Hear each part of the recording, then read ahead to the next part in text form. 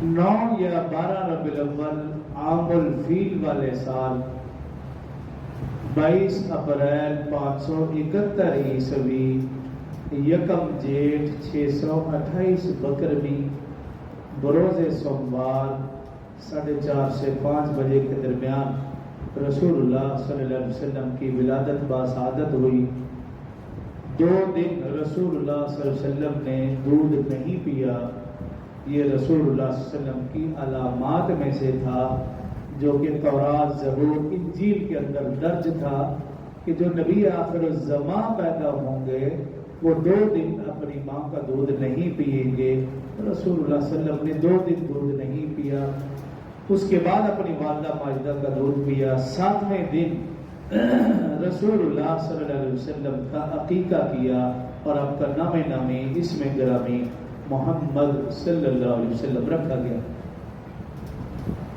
بعض روایات میں ہے کہ رسول اللہ صلی اللہ علیہ وسلم کی جب پیدائش ہوئی،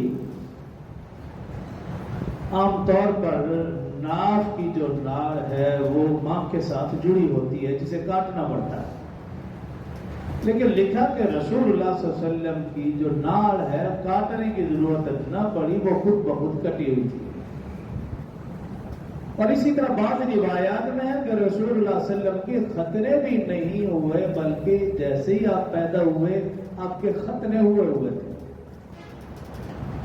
اسی طرح روایات میں ہے کہ جب رسول اللہ صلی اللہ علیہ وسلم کی ولادت باسعادت ہوئی، آپ کے جسم مبارک کے اوپر گندگی، نجاست کچھ بھی نہ تھا، ایسے تھا جیسے نہلا دھولا کر، بلکہ حضرت اماں آمنہ فرماتی ہے جیسے آپ کی آنکھوں میں سرما لگا کر آپ کو دنیا میں بھیجا گیا تھا۔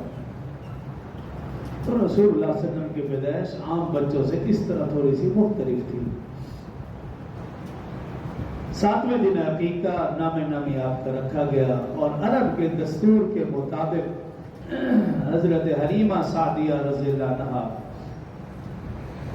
وہ آئیں اور آپ صلی اللہ علیہ وسلم کو لے کر اپنے وطن گئی۔ 2 سال کا معاہدہ تھا،